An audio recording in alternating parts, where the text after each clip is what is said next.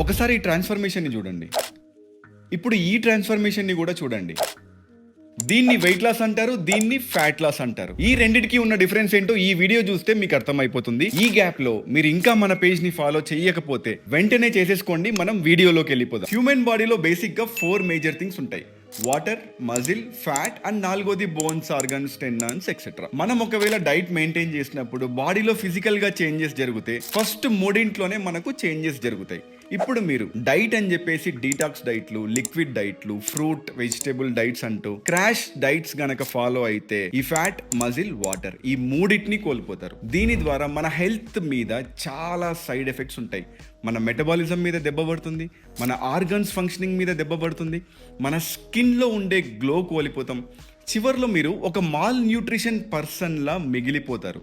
దీన్ని weight loss అంటారు. అలా కాకుండా మీ డైట్లో సఫిషియంట్ అమౌంట్ ఆఫ్ ప్రోటీన్ని పెట్టుకొని మీరు రెగ్యులర్గా ఎక్సర్సైజ్ చేస్తూ మీ డైట్లో క్యాలరీస్ని డ్రాస్టిక్గా తగ్గించకపోతే మీరు మజిల్ మాస్ని రిటైన్ చేసుకుంటూ ఉట్టి ఫ్యాట్ని మాత్రమే కోల్పోతారు. దీన్నే ఫ్యాట్ లాస్ అంటారు. దీని ద్వారా మన ఫిజికల్ అపియరెన్స్తో పాటు మన హెల్త్కి కూడా చాలా బెనిఫిట్స్ ఉంటాయి.